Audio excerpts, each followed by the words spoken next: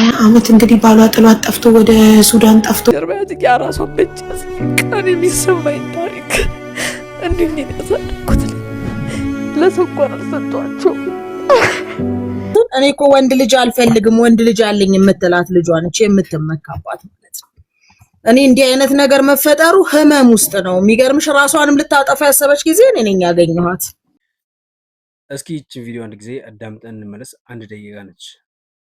20 ዓመት እንግዲህ ባሏ ጥሏት ጠፍቶ ወደ ሱዳን ጠፍቶ ብቻዋን አፈርድሜ በልታ የሰው ቤት ልብስ አጥባ ጉሊት ቸርችራ የሰው ፊት ገርፏት አሳድጋ ዛሬ አባታቸው ሀብታም ሆኖ ከሱዳን ሲመጣ ለአባታቸው አግዘው እናታቸውን ሲያገሉ አስባችሁታል? እንዴት እንደሚያም በጣም እኮ ነው የሚያመው።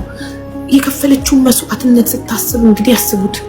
ወጣትነቷን ሌላ ሳታገባ ጥሏት ጠፍቶ ለ5 ልጆች 10 ዓመትና 10 ዓመት ሱዳን ሄዶ መጣ።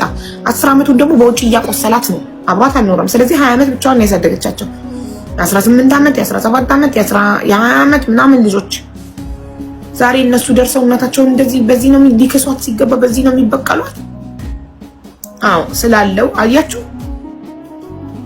ልጆቻችሁ ራሱ የሚፈልጓችሁ ሲኖራችሁ እንደሆነ ግን ከዚህ ታሪክ ተማሩ።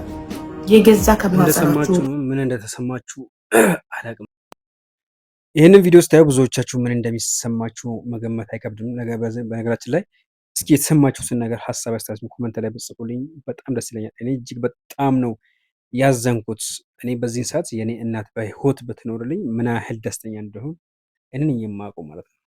እና ብዙዎች ልክ እንደኔ ምን አለ እናቴ በደረስኩላት የፈለገችው ነገር ባደረግኩላት ኦኬ የሚሉ በጣም ብዙ ሰዎች አሉ። ይህን ቤት ይቁጠረው።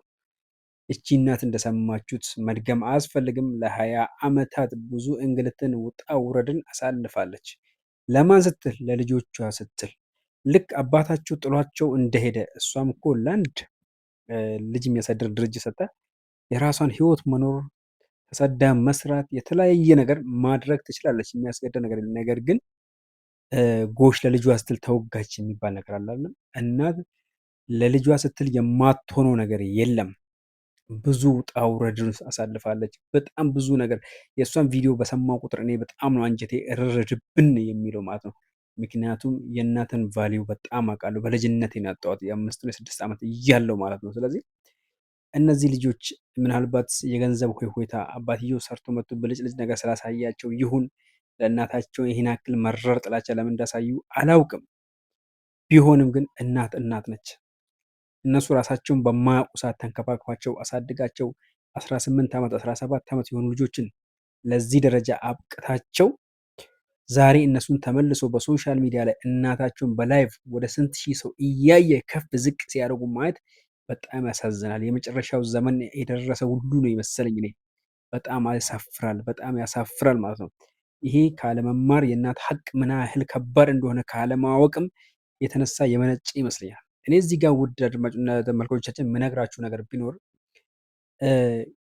ፐርሰናል ጉዳይ የግል ጉዳያችሁን ሚስት ከባሏ ጋር የተፈጠረ ችግር ካለ፣ ባል ከሚስት ጋር የተፈጠረ ችግር ካለ፣ ቤተሰብ ከልጅ ጋር የተፈጠረ ችግር ካለ ችግሮቻችሁን ከቻላችሁ በቤተሰብ ዙሪያ ተመካክራችሁ እዛው ብትጨርሱት በጣም አሪፍ ነው ብዬ የማስበው። ለምን መሰላችሁ? ችግራችሁን አንድ ታዋቂ ሰው ጋር አመታችሁ ይፈታል ብላችሁ ማሰብ ትክክል ነው ብዬ አላስብም።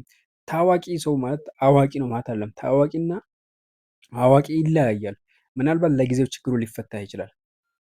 አሁን እዚህ ጋር ወገናችን ሀቢባ እሷ ጋር ሄዶ ችግሯን እንዲህ ብሎ በሚናገሩ ሰዓት እኔ ብሆን ይሄ ጉዳይ የእናትና የልጅ ጉዳይ ስለሆነ ወደ ሚዲያ መቅረብ ስለሌለበት እዛው በቤተሰብ ዙሪያ ጨርሱ። ከቻላችሁ በቤተሰብ በአንዳንድ ሰው ወገን አስተካክሉ። ለሚዲያ ጥሩ አይደለም፣ ወደ ሚዲያ መምጣት የለበትም ተብሎ በጀርባ በጓሮ ማለቅ የነበረበት ጉዳይ ቢናስበው። ልጅ እናትን ወደ ስንት ሺህ ሰዎች ላይቭ ላይ እያዩ እንደዚህ ከፍ ዝቅ አድርጋ ስትናገር በጣም ያሳፍራል፣ በጣም ያሳዝናል። ሶሻል ሚዲያ ላይ ደግሞ ወጥታችሁ አንድ የተናገራችሁት ነገር ነገ ከነገ ወዲያ ይጸጽታችኋል፣ ታፍሩበታላችሁ። እንዴት ካላችሁ ሶሻል ሚዲያ እስካለ ድረስ የእናንተ ቪዲዮ ሪከርዱ ዘግባ እነሱ ላይቭ ላይ የሚነጋገሩትን የሚመላለሱትን ነገር ከስር ቁጭ ብሎ ቪዲዮዋቸውን ሪከርድ የሚያደርጉ ሰዎች አሉ። ያ ሪከርድ የተደረገ ቪዲዮ ደግሞ በተለያዩ መንገድ ይፖሰታል፣ በቲክቶክም፣ በፌስቡክም፣ በዩቱብም። እናንተ ግን ችግሮቻችሁን ቀርፋችሁ ሰላም ወርዶ ታርቃችሁ ህይወታችሁን ስትጀምሩ እነዛ ቪዲዮ ግን መቼም አይጠፋም ማለት ነው። ላስጠፋ ብትችሉም አትችሉም። ነገ ተመልሳችሁ የምታፍሩበት የምትጸጸቱበት ነገር ስለሚሆን እንደዚህ አይነት ሴንሲቲቭ የሆኑ ጉዳዮችን ወደ ሚዲያ ባታመጡ፣ ሰዎች ችግሬን ይፈቱልኛል ፎሎወር አላችሁ ብላችሁ ባታመጡ በጣም አሪፍ ነው ብዬ ነው የማስበው።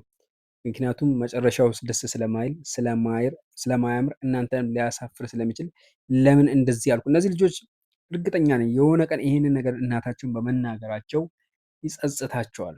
በራሳቸው ሁሉ የሚያፍሩበት ቀን ይመጣል። እዛኔ ግን ቢያፍሩም ቢጸጸቱም ይህንን ቪዲዮ ማስነሳት የማይችሉበት እድል በጣም ጠባብ ነው። ማን ፖስት እንዳደረገው አይታወቅም።